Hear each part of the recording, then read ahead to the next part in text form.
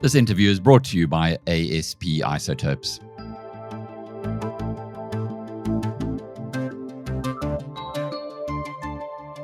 Well, good to see you again, Paul Mann. It's going on for 2.5 years since we were together in our studios in Bryanston. Now we've gone fully remote. I know you travel the world as well, but subsequent to that, you've listed on NASDAQ. The share prices had a bumpy ride, but doing terribly well of late, coming from 34 cents to $5.80 at the moment. So I'm so sorry that I didn't follow you, and I think members of the Biz News tribe followed you along this journey of yours, because it has been an interesting one. But today, we've got a lot to catch up on. Maybe in the last 2.5 years. Last we spoke, you were busy here in South Africa. You had a couple of plants in Pretoria. You were saying that it was with the new process that you use on isotopes. You were able to build lots of were able to build smaller plants. I think we should probably start at the beginning and just tell people what ASP Isotopes' innovation is and what makes it so unusual relative to how, say, the Russians produce isotopes. Yeah, so great to be back again, Alex. We acquired two technologies, or many technologies, down here in South Africa via a business rescue process about almost 4 years ago now. And our plants are much smaller than a traditional centrifuge that Russia may use. A lot more capital efficient, we believe. It can also enrich light isotopes as well as heavy isotopes, which is a huge advantage for some of the new isotopes the world needs, like silicon-28 for quantum computing. And we can also enrich, our laser-based approach, we can also enrich solids. You can't turn into a gas. There's many reasons why our plants are different to Russia. I wouldn't want to compete against the Russian centrifuge for doing low-enriched uranium because there's so much of it. But for other isotopes, I think there's a lot of demand, a lot of interest, and our processes are great. Now in South Africa, we've now built 3 manufacturing facilities here. All 3 are in the process of now doing commercial production, and we expect to ship our first product to customers, in the next month or two. That'll be silicon-28 going to a large US semiconductor company, which will enable next generation semiconductors. So there's lots of things we're working on. It's been a very busy last 3.5 years, and it's great to be here. Well, it's really good to be talking to you after we followed your process. And I remember at the time thinking, wow, this is something different. This is something new. And it is something that could really take off. When you say you've now, I suppose the big thing is executing. You are about to execute. You're about to now start delivering your first product. Who would you sell it to? Do you have any contracts that you can tell us about that you've signed? Yeah, so for silicon-28, we've signed 2 contracts. Although we have about 5 or 6 more customers wanting to sign contracts, and we'll sign those over the next few months. So silicon-28 will enable super fast semiconductors that will enable quantum computing, artificial intelligence, that kind of stuff. And so we've signed a contract with a large US semiconductor company, and we've also signed a contract with a large global industrial gas company, leading supplier of electronic gases for the semiconductor industry. And they'll receive our first couple of shipments. We're talking to a few governments and a few other semiconductor companies as well. And they should leave this quarter to be on the boat this quarter to go to the customer. In terms of a ytterbium-176, we haven't really signed any long-term contracts for that particular one, but we believe our plant could do about 1 kilogram a year, and we've identified about 2 kilos of demand. The only other supplier of ytterbium-176 is Russia. In fact, the world is in such short supply right now. It's like a 4 to 6 week wait to get onto the drug in the US, which is dreadful when you get end stage pancreatic, also prostate cancer. And then for carbon-14, our smallest plant, we've signed a multi-year take-or-pay agreement with a Canadian customer for a minimum of $2.5 million a year, and that's been delayed a little bit, but we're processing now. We've started commercial production now. You explained it really well to me last time we met. Would you just explain what a silicon-28, how that is different to the normal silicon or sand? Yeah, so silicon has 3 isotopes, 28, 29, and 30. And the 29 isotope does not conduct electricity. And so, if you can remove that 29 isotope, the silicon you have increases in conductivity thousands of fold. It also transmits heat more efficiently as well. And so, when you think about a silicon, which often you find on a beach and sand, a kilo of silicon, normal silicon is probably $1 a kilo. When we strip out the 29 isotope, just have pure 28, it's $500,000 a kilo. So, we take very basic chemicals and convert them to very special materials the world needs or have very specific applications for. Well, that's kind of what we do. It's good. And the process of going through it is, of course, where the secret lies. Now, last time we spoke, you explained that centrifuge, in other words, spinning cylinders, is what most of the world uses, and indeed the Russians, who are the leaders in this technology by terms of volume. But you'd invented something here, or you came across the guys in South Africa who'd invented it, where it's the gas that spins and the cylinder actually is static. Has anybody else been able to replicate what you have here? They have not. And whether they've tried to or not, I don't know, but they have not. And listen, centrifuges are great for enriching uranium, very good. But they're not very good at enriching a lot of other isotopes the world may need. And so things like silicon-28, carbon-14, chlorine-37, they're really ideally suited towards our type of centrifuge. Now, we could build a centrifuge as well, like Russia has got. It's not particularly challenging technology to build, but we prefer, we like our technology for the isotopes we're enriching. What about uranium? There was an article recently by a company, I think it's called Fuzzy Panda, which got a little bit of airtime here in South Africa, saying that you guys are not able to enrich uranium, or you fuzzy, to use the name of their business.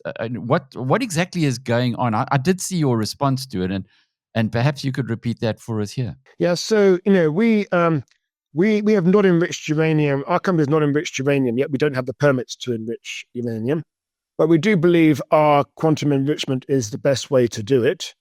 We also have ASP. We can use ASP to enrich uranium, or a normal centrifuge to enrich uranium. So actually, uranium is a fairly easy isotope to enrich. There are only two isotopes really of interest, 235 and 238, and they're a long way apart from each other. Our laser plant today is enriching ytterbium-176 to the 7 isotopes of ytterbium, and we're picking up one in the middle. So ytterbium is actually a much harder isotope to enrich than uranium, and we are successfully enriching ytterbium right now, today.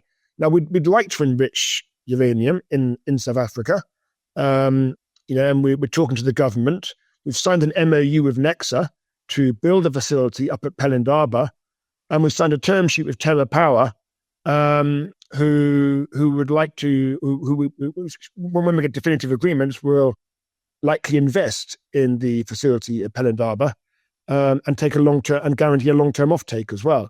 So we're working hard to get through the regulatory permitting and what have you to be able to do this. It just takes a long time in uranium. Who are those two names that you mentioned, Nexa and TerraPower? So TerraPower is a next-generation nuclear energy company founded by Bill Gates, who is still the chairman. And their goal is to dramatically lower the cost of nuclear power and the time it takes and the cost it takes to build a nuclear reactor. The problem is all these new reactors called SMR, small modular reactors, require a new form of uranium called HALEU, high-assay low-enriched uranium, and there is no Western supplier of that today. Nexa is a South African nuclear energy corporation, and they run Pelindaba, which is where South Africa did its enrichment back in the 70s and 80s. And they have the Safari reactor at that site, a nuclear reactor on that site, and produce a lot of the world's medical isotopes, or radioactive medical isotopes, from that site. And we think it's a great combination of the two to help try and solve a global supply chain problem. So our goal is to build a huge plant here in Pelindaba, employ thousands of people, mobilize an entire domestic supply chain in South Africa, and using other people's money. And we're looking forward to doing it. I must say, we've had a great response from the government.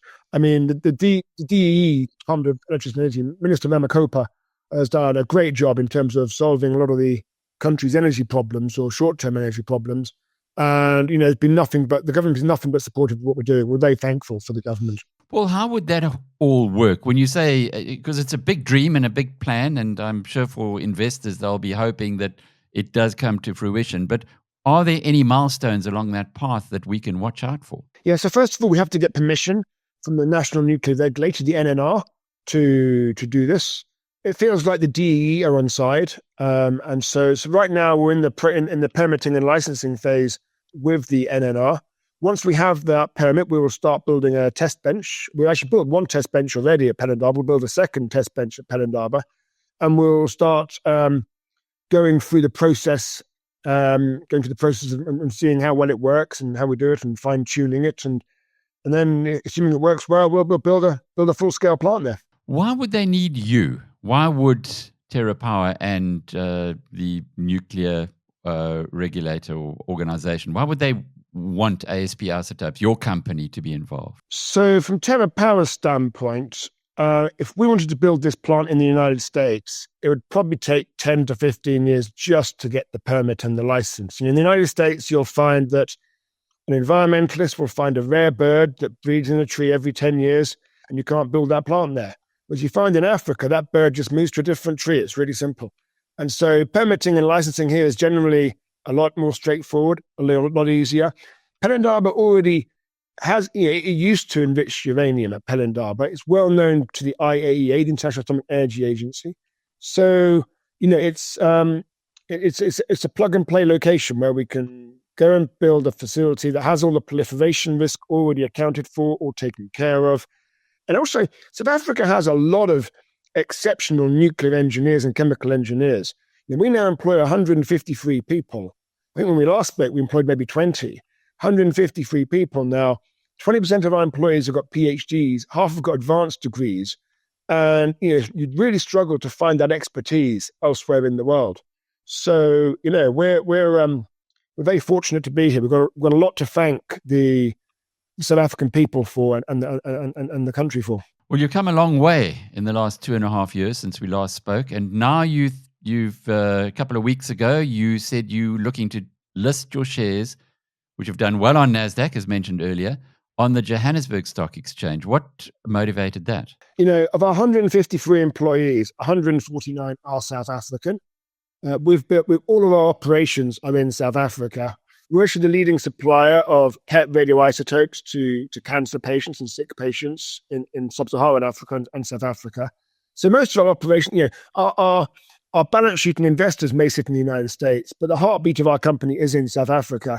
And we owe it to the South African people to be able to invest in our company and benefit from what we're doing here in South Africa. So that's the main reason why. It sounds like you've also done quite a lot of investing in the last 2.5 years. At the time we spoke, November 2022, you were listing on NASDAQ, you were going to raise $5 million.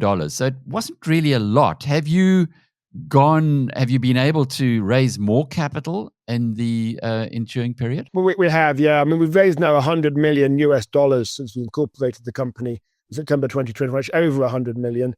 And, we've got about $60 million left on our balance sheet. So we spent 40. Unlike a lot of companies, management own a lot of the equity in this company. I'm the biggest shareholder. Every dollar we spend, 10 cents of it is mine. We're very careful how we spend our money. Some people will say we're frugal. I'm fine with that word. And, we don't sponsor cars and events and all that kind of stuff. We're very, very careful where we spend our money.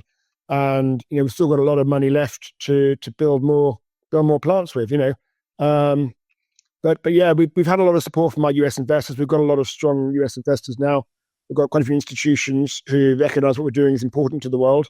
And we're thankful to them. And you are an alternative with some of those isotopes to the Russians. Has there been any positive benefit to you of Ukraine? And where I'm going here is, if the Ukraine war were to end, would there be a negative impact on your business? Yeah, so interestingly enough, while the war in Ukraine has been ongoing, there's been embargoes on many things from Russia.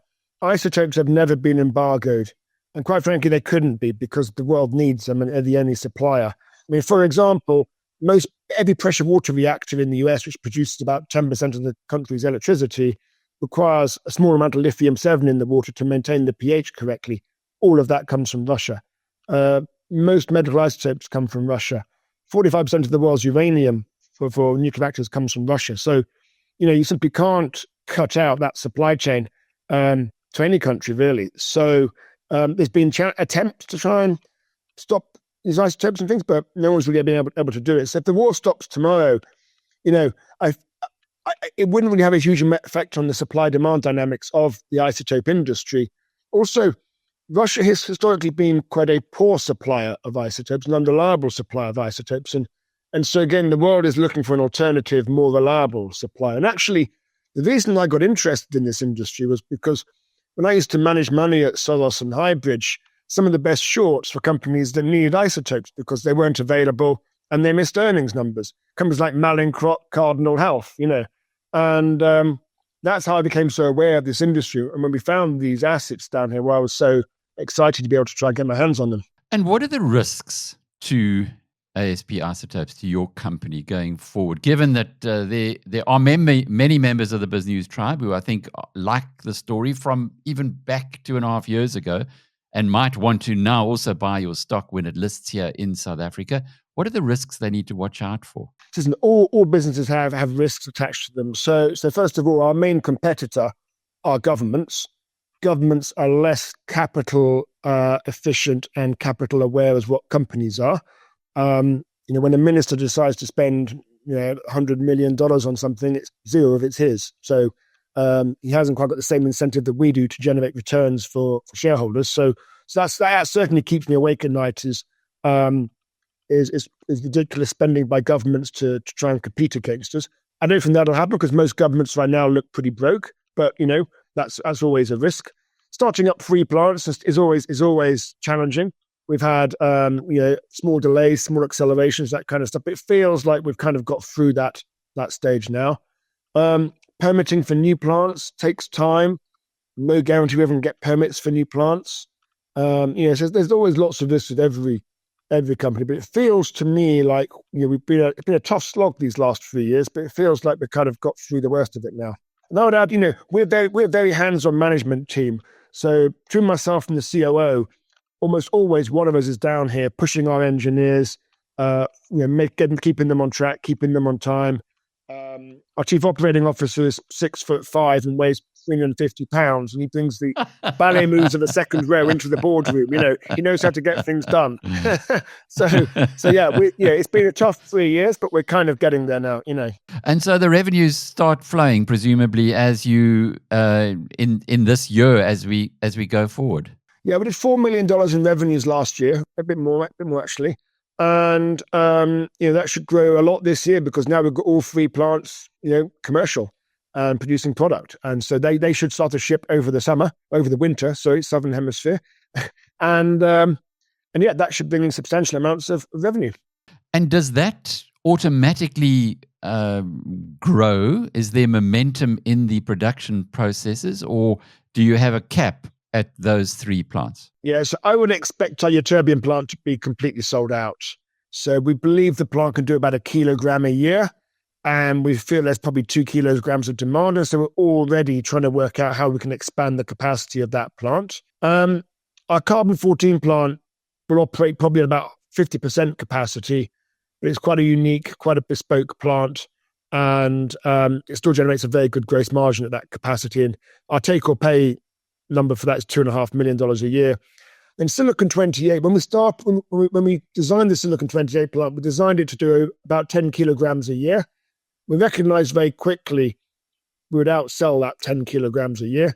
So we increased the capacity, and we announced in November it's actually going to be greater than 50 kilograms per year. And based on our initial production runs, it looks like we're going to handsomely exceed that number. There's no way we're selling 50 kilos of Silicon 28 this year.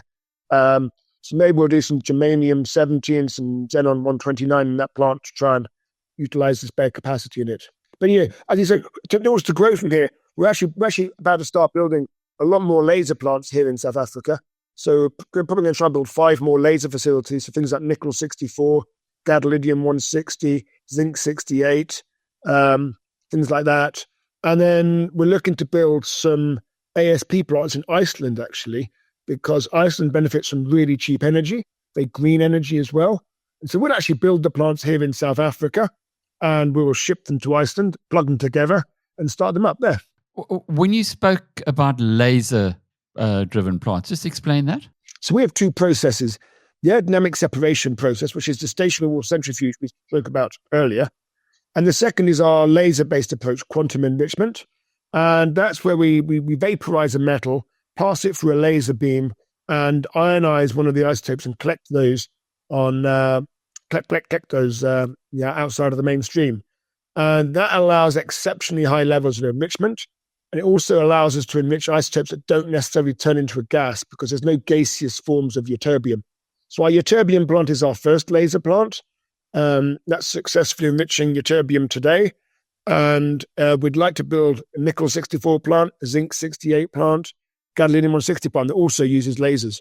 I think it's as we close off here, it's good to just go back and revisit how you got involved in this in the first place, because you're not a scientist, you're a financial scientist, if you like. How did you find or what attracted you to this company that was in business rescue and to see the potential that existed in it? So actually, I'm actually an engineer. I studied chemical engineering at Cambridge about 35 years ago. Haven't done much chemical engineering, I must say. I joined Morgan Stanley, spent 11 years as a financial analyst at Morgan Stanley in healthcare and chemicals, first in London, then in New York. And I spent about 5 years working at Soros and a number of years working at Highbridge, managing a long-short book of equities, always in healthcare and chemicals. And so I've lived healthcare and chemicals all my career, really.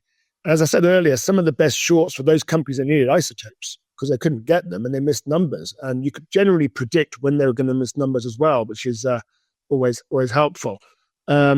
So this ended up on our chief operating officer's desk, actually, as a debt restructuring opportunity. He did debt restructuring. He did a lot of very high yield and challenging kind of debt refinancings. And he took one look at it and said, I don't even understand what this industry is. Let me ask Paul. He's the only person he might know. He showed it to me, and I immediately thought, wow, this could actually solve a lot of the problems I've seen elsewhere in the world. So I initially decided to be an investor in the company. I'd help finance buying it out of business rescue.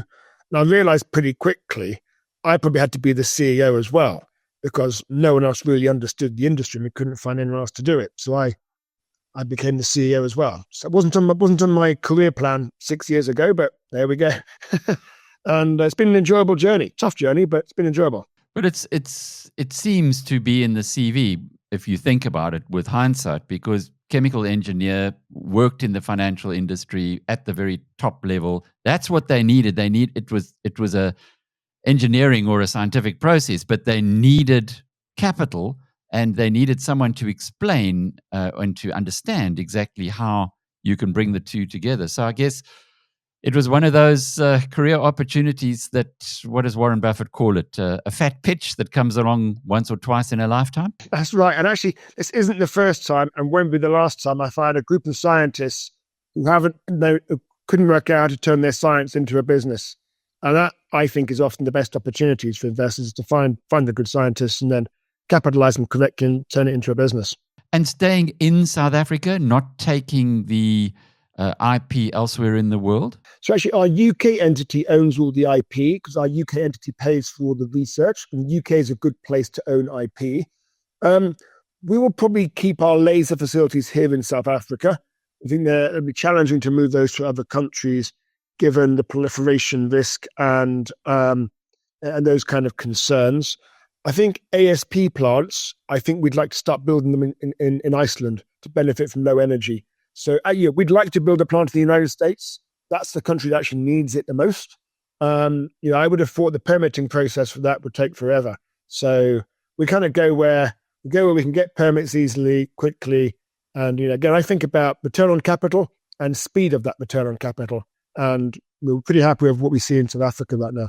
Well, we do know that BizNews TV gets into the White House, so if they hear about this, who knows? The way the White House or the American administration's going at the moment, they're seemingly wanting to get everything that they're exposed with in a global sense into the United States as well. So you might get a call from someone. Who knows, Paul? It's a strange world that we live in. We'll see. Yeah, I mean, almost every government classifies isotopes as critical materials. So there is certainly countries now are looking at their domestic supply chains and their global supply chains with a different lens to how they were looking at them 10 years ago. And when might this listing on the Johannesburg Stock Exchange happen?